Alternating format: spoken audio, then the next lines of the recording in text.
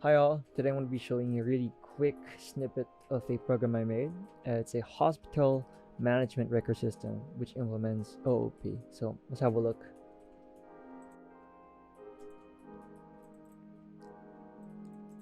Alright, so we're here in the program and I'm going to basically go 3, 2. Alright, so we're here in the program and I'm basically going to go over everything that's basically in the code. But first I'm going to run it and we'll take a look at the code. So you run it and wait for it to run. Okay, so we're prompted with the nice menu. Well, not menu, sorry, the enter sequence. And I'm just going to keep to enter. And the passcode for now is actually going to be enter because we haven't set up the password yet. So let's just take a quick look. View doctor schedules information. Well, it shows that. Very nice. Let's book an appointment. I'm going to be called John Doe, and my age will be, let's say, 76. Doctor of choice, Dr. Mira, and then just put some arbitrary number. And it's saved. And if I go to the view patient appointments, you can see that everything I just input was recorded and has the actual time and date, which is nice. And by the way, this is a fresh page. There's nothing yet. There's like no previous input. So if I go to the view staff information, nothing's here either. So let's go to view page. Sorry, enter staff information. Enter staff. Lawrence. Staff age is 45. Salary, some arbitrary number. Nurse. Staff ID 13456. Okay. We go to view staff information, and as you can see, everything I just input is right there. But let's say I want to put a password, and since the password for now is enter, let's change it. Let's go to 6. The new password is going to be 123. No, let's make it admin. Okay, so admin is saved, and if I log out and I just do enter again, it won't work. 3, 4. Let's try 1. Nope, doesn't work either. And obviously the password is admin. So very simple program. Let's go over the code. I utilized OOP, object oriented programming, which basically means that we split all the code into smaller bite size. Each class has its own function, has its own role, so it doesn't get too messy. That's a very readable. We have the main function here, which has basically a directory. I'll get to that.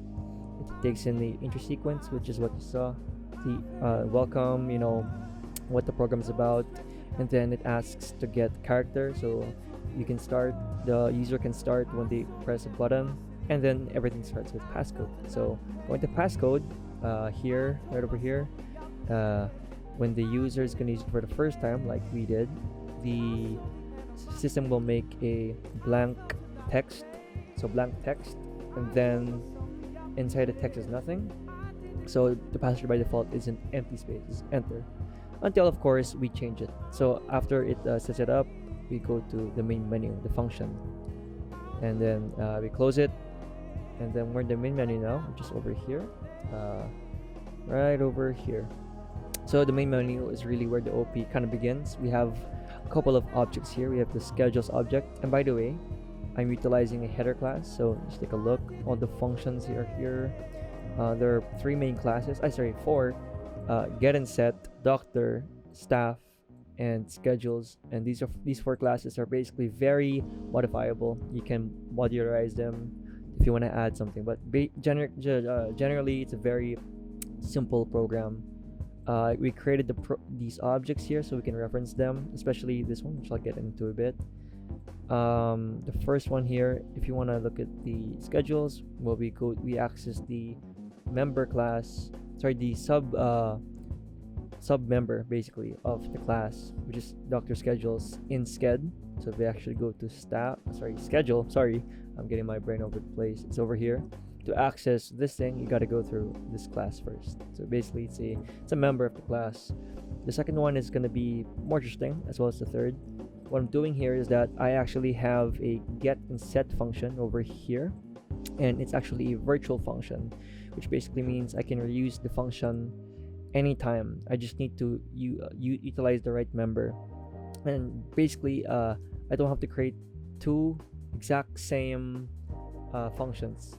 So if I'm basically getting and setting, I don't have to type the exact same thing for the two other classes. I want one version so that if any class needs to use it, they can use it. It destroys it, makes a new one exactly for that. So that's kind of what the get and set does. I create a pointer reference.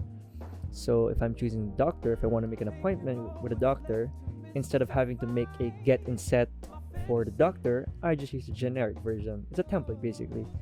The pointer will point to doctor, and then the pointer will point to the function which is in doctor. So it's kind of like inheritance in a way, but since C++, I don't really think that that applies, but more or less same concept. I'm using a template for a doctor and for a staff member if I want to create a new record, but there's slight variations. That's why you have this virtual function. Very useful.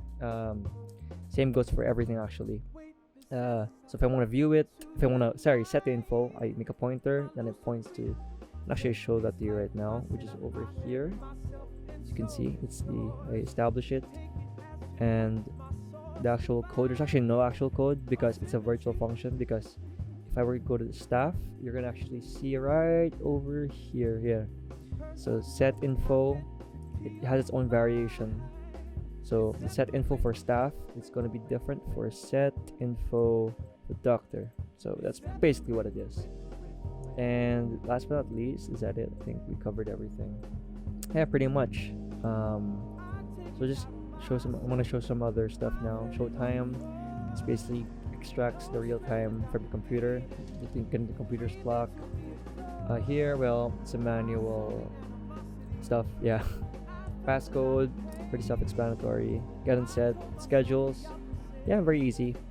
And I want to show you what I'm talking about when it's text files. So in your root directory, you're actually gonna have the text file, which is the staff database, the password, and the patient database. If I click it, you're basically gonna see what it outputs. So if I delete those, there will basically be nothing to output because we deleted the actual saved file. So let's try to just run it again. Was taking long.